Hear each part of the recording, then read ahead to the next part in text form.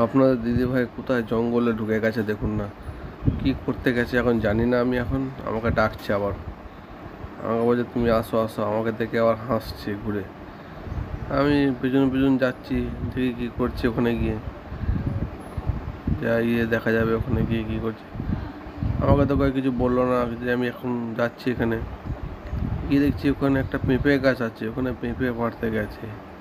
পেঁপে গাছ, ওখানে পেঁপে পাড়তে গেছে। আমি দেখলাম দূর থেকে, দিয়ে আর মুচকি হাসি দিচ্ছে আমাকে দেখে। আবার পেঁপে পাড়ছে, আবার এখানে দাঁড়িয়ে দাঁড়িয়ে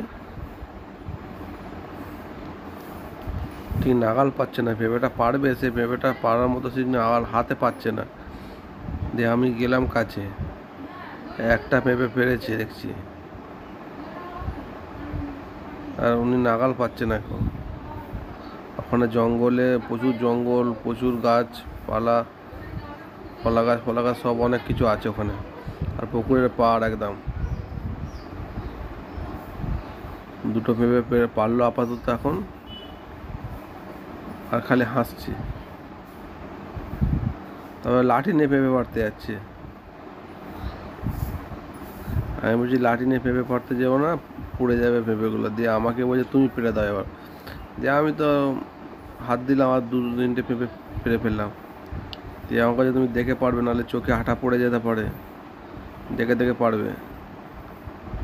আর একটা পেঁপে তো পানিতেই পড়ে গেল, পেলাম না।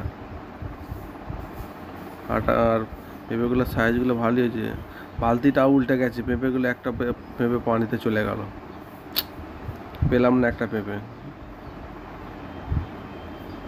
ওর দিদি আবার কতগুলো, আপনার দিদি হয় আবার কতগুলো ফটো তুলে নিল।